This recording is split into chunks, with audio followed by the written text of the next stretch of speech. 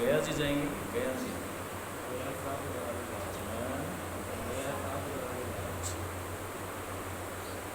ये ठीक, तीर्थ करने से पाप धुल जाते हैं। ये बात दो तरह से है, एक तो आध्यात्मिक है और एक वैसे भी अगर अपने भौतिक तरीके से भी देखें ना, ये ठीक भी है कि जिस स्थान पर जब आप जाते हैं तो आपके मन में वैसी वृत्ति उत्पन्न हो जाती है। कपालभाति करते रहेंगे, वृत्ति उत्पन्न होती है। वृत्ति का मतलब जैसे अगर कोई एक व्यक्ति गणेश जी के मंदिर जाता है, जैसे ही वो जाने की सोचता है तो उसी समय उसके मन में वृत्ति क्या है, गणेश जी में जाना है, वहाँ रुकेंगे, इतनी देर लगाएंगे, इतनी देर में आएंगे, ये प्रसाद ले जाएंगे, वहाँ पर ऐसी भीड़ होगी नहीं होगी। बार बार ध्यान कहाँ जा रहा है उसका, उस मूर्ति की तरफ ही जा रहा है, उस देव की तरफ ही जा रहा है। ऐसे ही पुराने टाइम में इनका जो प्रचलन जो आया है वो वृत्तियों को चेंज करने के लिए भी। अगले जन्म में होगा ये तो ठीक बात है आध्यात्मिक विश्वास वालों के, लेकिन इस जन्म में ये सीधा सा ही है कि जब हम किसी तीर्थ के बारे में सोचते हैं, चाहे गंगा के बारे में सोचते हैं, चाहे पुष्कर जी के बारे में सोचते हैं, चाहे बद्रीनाथ केदारनाथ के बारे में सोचते हैं, चाहे वैष्णो देवी के जब जाते हैं तो उसका सोचते हैं, चाहे सालासर जाते हैं, चाहे श्याम जी के जाते हैं, चाहे रामदेवरा जाते हैं, चाहे गूगा जी के जाते हैं, या जमवाय माता के जाते हैं, चाहे शीतला माता, किसी भी देवी देवता के जैसे ही हम सोचते हैं तो वृत्ति प्रारंभ हो जाती है, और वृत्ति प्रारंभ होकर वो मन में आपके चलने लग जाती है।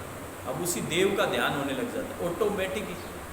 आप चाह कर के भी दूसरी बात नहीं सोच सकते, आप उसी के बारे में सोचेंगे, कैसे जाएंगे, कहाँ रुकेंगे, कौन सा रास्ता है, कौन कौन साथ होंगे, खाना कहाँ खाएंगे, मंदिर में कैसा होगा, भीड़ कैसी होगी, मौसम कैसा होगा, पूजा कैसे करेंगे, पैसे कितने चढ़ाएंगे नहीं चढ़ाएंगे, प्रसाद चढ़ाएंगे, क्या करेंगे क्या नहीं करेंगे।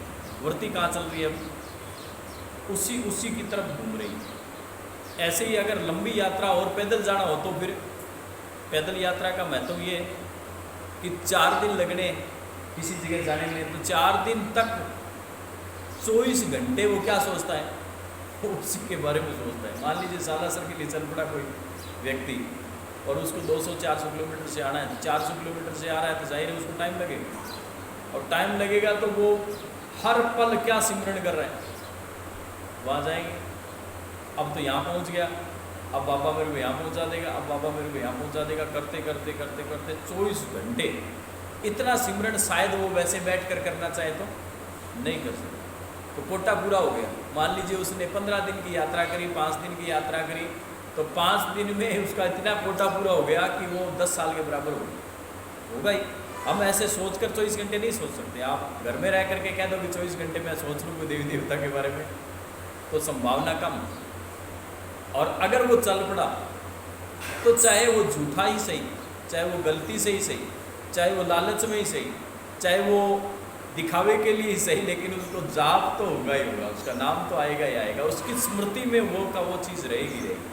तो पुराने टाइम में जो तीर्थ बने हैं तो ये कोई हल्की फुल्की बात नहीं है, किसी का ही भी हो। चाहे आप मक्का मदीना जो मुसलमान जाते हैं तो मक्का मदीना जाएंगे तो यहाँ से सोचना चालू करेंगे, कब से, उसकी यात्रा की टिकट बुक होने से पहले चालू करेंगे। टिकट बुक करानी है, पहले तो घर पे बैठा बैठा सोच रहा है, फिर टिकट बुक कराएंगे, फिर इसका इतना पैसा लगेगा, फिर मेरे को हज यात्रा पे जाना है तो यहाँ पर ऐसे रुकूंगा वैसे रुकूंगा, स्वास्थ्य को ठीक करना है।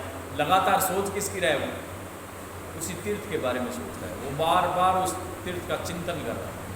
और जैसे ही वो तीर्थ के लिए निकल पड़ा तो फिर तो उसका बस सोने में वो ज़रूर थोड़ी स्मृति खोएगा, बाकी तो 24 घंटे उसके दिमाग में वही रहेगा, कहाँ उतरेंगे, कैसे जाएंगे भगवान के।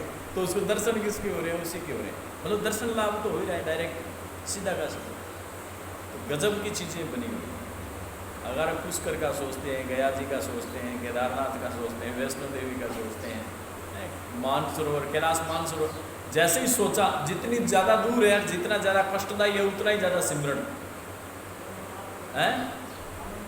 हाँ, अमरनाथ की तो दिमाग में वो अमरनाथ अमरनाथ अमरनाथ, हाँ, कठिन रास्ता है, फिर वो वहाँ जाएंगे, फिर गुफा में दर्शन करेंगे शिव के,